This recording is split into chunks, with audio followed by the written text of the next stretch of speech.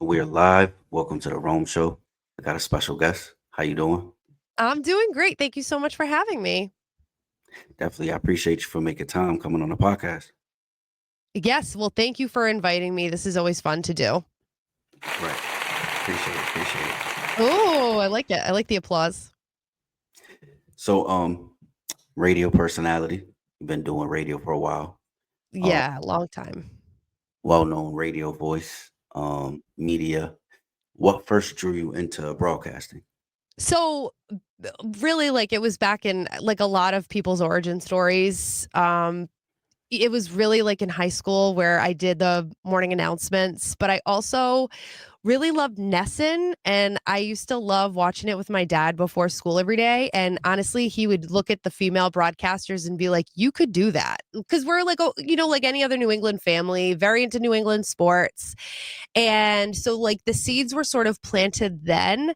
And then I went to the University of Rhode Island and I studied journalism, and I did three internships, two at radio stations, one at a TV station. And while I love my friends in TV, and I mean, a lot of us now have to look the part visually, I really loved the flexibility that radio offered. It seemed like you could be sort of more yourself.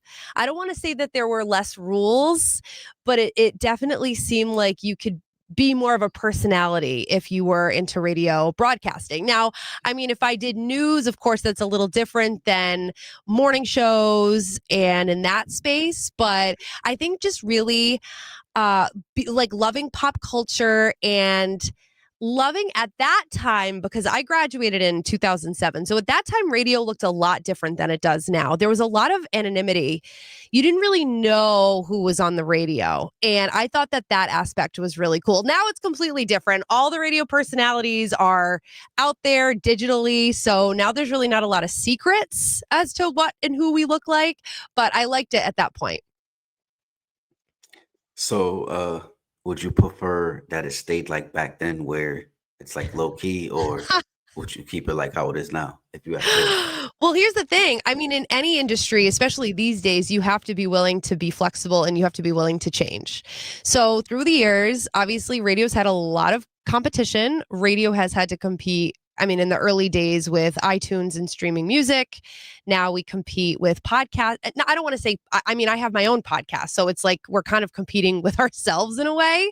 Radio is the original podcast. Radio are the original influencers. I will always say that. But um, I love I love that we're so much more open and out there now than we were, but I do miss not having to put makeup on, and I miss just kind of like rolling in the morning and not really caring what I look like. But now, because we go live constantly on TikTok, we're constantly doing reels, we're constantly out there, we have to look the part, and that's okay too. Right. And 'cause, I do radio too, and I just gotta ask, like, because I do a lot of podcasting. What makes you think like radio is like a sort of competition with podcasting? Right. So, I mean, that's really where we're at right now. So, radio in the especially with morning shows is basically like the original podcast, right? So, you open up a microphone, you talk about topics of the day, what's timely, what people are talking about in the news and in pop culture.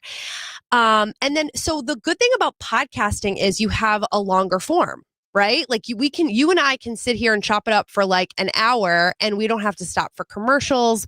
We don't have to stop and pause for weather or news or traffic. But morning radio offers those things for people. So you're on your morning commute. Of course, those are two very good options, right? You can listen to a long form podcast, or if you need that news, traffic, and weather when you're going somewhere and you can't necessarily get it on your phone because you're driving and that's unsafe, that's what morning radio offers to you. So I think like some of the biggest differences, obviously, morning radio, especially, is limited, right? Like we're limited in terms of how long we can talk and what and sometimes what we can talk about, because we're corporately owned, so obviously we can't sit here and swear. We would violate our FCC license. But with podcasting, there's a lot more flexibility. And my podcast is called Real Talk Roadie. I get to just sit there and talk for 30 minutes and not have to worry, okay, I have to break for traffic. Okay, I have to break for news. Okay, I have to break for weather. I'm not saying those things are not important. They're extremely important. But podcasting obviously offers a little bit more flexibility that morning radio specifically can't. It just can't. That's a good point. That's a good point. Um, I think that they should come together and like just Yeah. open up a podcast department in like every TV radio station. Yeah, I mean that's what personally here a lot of us now have our own podcasts. It's one of those things like if you can't beat them, join them. We are blessed in the fact that at least we know sort of how to do the podcast, how the elements work. We're not starting from scratch, which is a good thing, and we're kind of, if there's something niche that we really want to talk about, like, so on my morning show on 92 Pro FM, I do 3 entertainment reports in the morning show. So that's like only 5 minutes, right? Of now we expand on that a little bit sometimes, of course we do in other segments, but I'm pretty limited in that time. So with Real Talk Roadie, it's kind of just an expansion of that, and it's also local gossip here in Rhode Island. Things I can't get to on the morning show, I can get to on the podcast, which is a good thing. Yeah, it's like it balances out.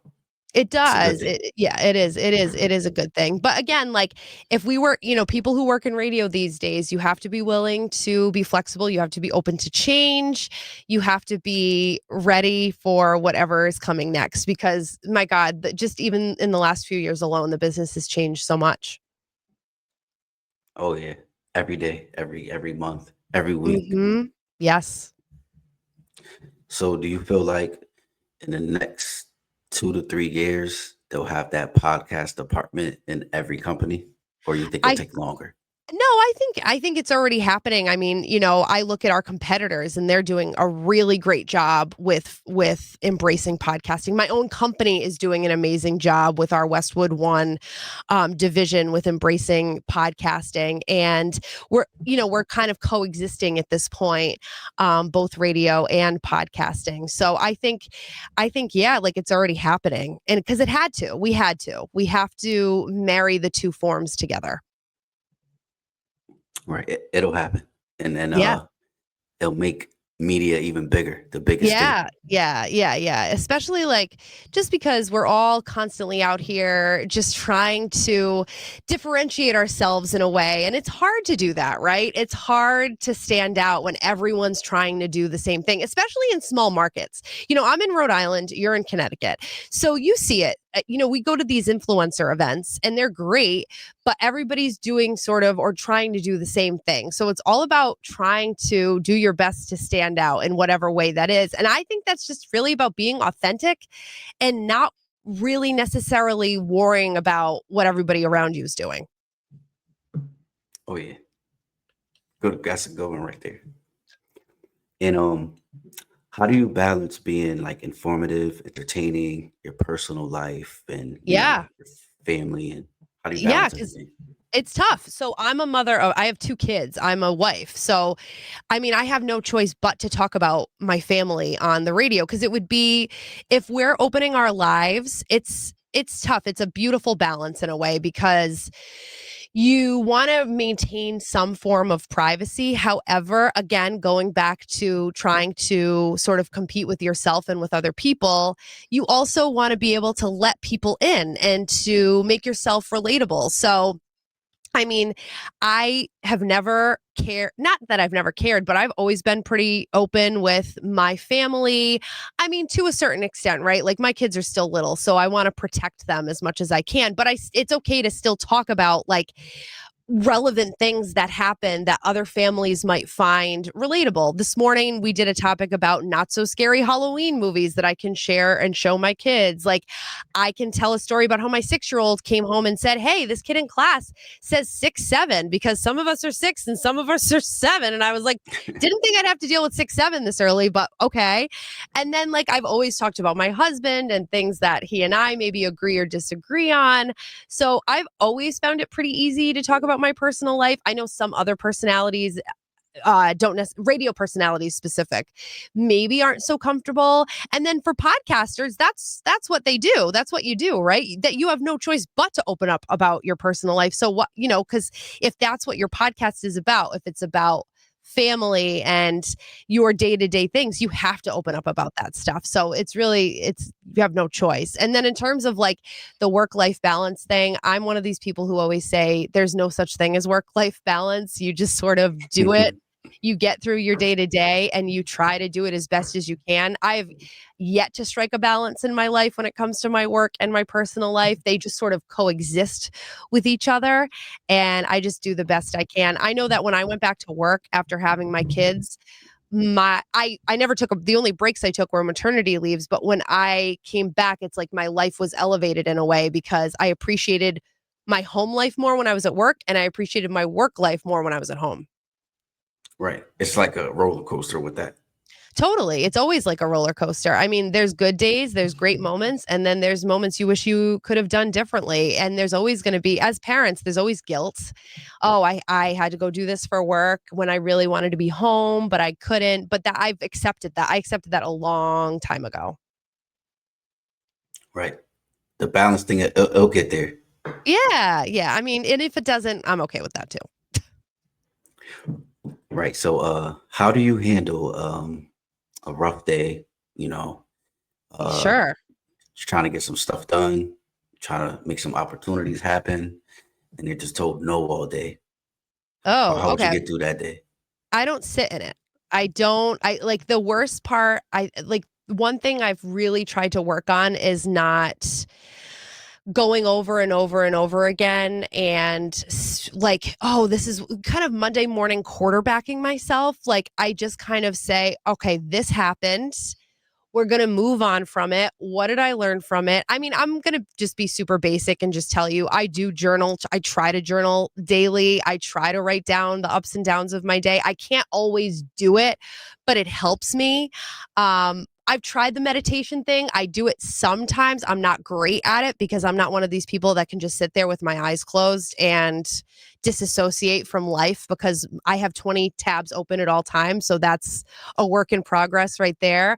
But if things, I mean, there have been ups and downs, and I've done this for 18 years. It hasn't always been ups, there's been plenty of downs. And when those downs happen, that's when you just kind of learn from them. I mean, I've had a lot of transitions in this career about different people I've worked with, things I never thought I could actually do, like host a morning show, be the lead on a morning show. I thought I could on a big format, like big top 40 radio station. I thought I could never do that. But sometimes the best way to do it is just sit in the seat. I know it sounds so cliche and like such a basic piece of advice, but you just sit and you do it and then you just get used to it. It's trial by fire. My entire career has always been trial by fire, trial and error, and you just do it. And if you're not great at it, you're going to feel it. The people around you are going to feel it. But if you are confident and you just move forward with it, then you can make everybody else around you feel like you're confident, even though sometimes you might not be. But yeah, I've had some bad days. I've had breaks or segments that don't go like I want them to go. And you sit in it for a second, you're like, man, but then you just move on and say, well, I learned from it. I'm still learning. 18 years later, I'm still constantly learning in this industry. Right. It's a long thing to master. Oh yeah, I mean it's a long game. It's never going to be perfect. And it shouldn't be because then what are you working for? What are you working towards if it's going to be perfect? Right. And your daily stuff, days go by. How do you manage to keep your good energy and high energy up? I do 1 cup of coffee in the morning, and that really helps me through. I mean, the dip in the day is for me between, like, 2 and 4. So, like, I'll take, like, little moment. Now, again, I'm a mommy. So, like, I got these kids in the afternoon, picking them up from school, doing the rat race, like, going from activity to activity. My kids are not overscheduled. I will not make that mistake. I'm not saying that people do, but sometimes it happens. And so energy wise, I literally have no choice but to keep going. I don't really take naps. I think that that is something people assume about morning show people, that they're able to take naps every day. And some of my coworkers are able to do that, but some of those coworkers don't have responsibilities like kids. So I really have no choice. I mean, there are moments in the day where it looks like I'm meditating, but really I'm just taking like a mommy minute and just trying to recharge a little bit. We spend a lot of time outside. I mean, not during these dreary New England days, but when the weather's better, that kind of wakes me up and that keeps me going. Good music. And I don't ever make the mistake of drinking caffeine after noon though, because then I'll be up all night and that's not good if I have to wake up super early. Oh yeah, definitely not good. No. Um, what's one advice tip that you would give to a young woman or a young man who wants to get in radio and like they're Yeah, like freshly radio started? or yeah, or the podcasting industry. Have those experiences banked. Like, okay, what do I mean by that? I met somebody once who was like, "Oh, like what kind of radio classes do I need to take or broadcasting classes do I need to take?" And while the mechanics are very important, meaning mechanics like being able to speak, being able to enunciate, and making sure your brain and your mouth are working correctly. Those are all very important things. But I told this person, instead of trying to get a job in radio or broadcasting right away, get a job at a restaurant, get a job in retail. Those experiences that you bank are going to make you so much more relatable to your audience. There has been so many times where on my morning show or on my midday show, I will talk about things that happened when I worked in the restaurant industry or things that happened when I worked in retail or things like that. And uh you just draw on those experiences, because if you don't have some of those experience things in college, like things that happen in high school, try to remember those things, because if you don't have experiences, relatable experiences, shared experiences, you're not going to have anything to talk about. And so for those who are feel like, oh my god, I have to like get a job in radio, or I have to get a podcast up and running, I have to do, you don't necessarily have to do that right away. Get experiences first that you can draw upon and that you can relate to your audience about. Like, what was your first job ever that wasn't in broadcasting or anything? McDonald's. I was Yeah. 16. Yeah, and you saw some things. You you dealt with the public. You dealt with coworkers and day-to-day life. Like, you can easily do a segment based on your experience at McDonald's alone. Like, hey, who else worked in the fast food industry? What are some of the wildest drive-through experiences you saw late at night? And you talk about it. That's entertaining to me. When you have like a segment like that, that's fun to me. I love that stuff. So I would say for anybody that is looking to start a podcast or looking to get into radio or some kind of personality driven medium, don't sell yourself short. You have a lifetime of experiences that will carry you through this career. Yeah, and you could just learn from each person that you come across. Yeah, that's the thing. Like these little sort of interactions you have with different people day to day. I mean, like that's how we build our show. We build our morning show on 92 Pro FM based on things that happen to us throughout the day. I will give you the most random example. My my my co-host Jay, he said this morning, "Oh, my fingers smell like onions because I was cutting onions for a thing I made last night." We did a segment about what do your fingers smell like, which sounds so disgusting, but the phone lines were lit up, the text lines were busting, like it was crazy, and it's just because it was a relatable experience. So that's sort of how we build our show. Yeah, of course, we talk about the topics of the day. I mean, this morning in my entertainment report, I talked about Kylie Jenner's new song, and we talk about Taylor Swift because we're a top 40 radio station. We play her a lot. We talk about all that stuff, but it's the human day to day interactions and in random little things like smelling your fingers that people find very relatable. Right. Human stuff, like Yes, people that they go through exactly. regular Yes. stuff.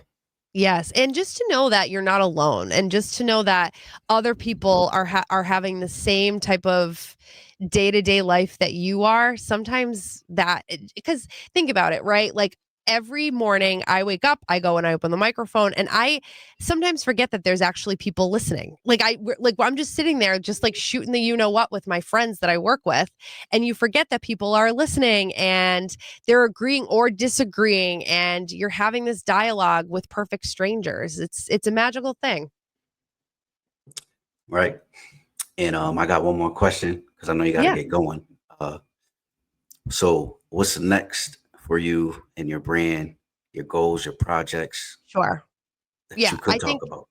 yeah. So, we have the morning show, which is 6 to 10, and the other stuff that comes along with that, which is whether it's doing appearances, events, and then my midday show on Q105 over in New London. But it's really just expanding more on the Real Talk Roadie podcast. Right now, we're covering a lot of the Real Housewives of Rhode Island stuff. That's big with Bravo. And just Rhode Island right now is having a moment between the Real Housewives stuff, the movies that we're filming here over the summer with M. Night Shyamalan and Nicholas Sparks. Glenn Powell was in a movie that was filming here. Also, just Taylor Swift possibly getting married here next year. Olivia Culpo, one of the Miss Universe, Miss Rhode Island's, Miss USA's, now married to a top NFL player, Christian McCaffrey. She's making a lot of noise and headlines. So there's a lot to cover in Rhode Island. And so it's really more about expanding on Real Talk Roadie. That's sort of my coexisting with the morning show, but also just expanding the brand of Real Talk Roadie. That's sort of what's next for me. It'll happen. Just keep going. Thanks. Appreciate you as well. You as well. What's your plan? The same, to expand the room show and just get it out there more. Yes. Yes.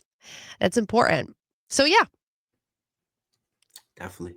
Well, I appreciate you for coming on the podcast. Maybe we could do a part 2 soon. absolutely. You just let me know when. This was a lot of fun. Thanks so much for having me. Thank you. Have a good one. You too. Peace. Thank you so much. Have a great day. You too.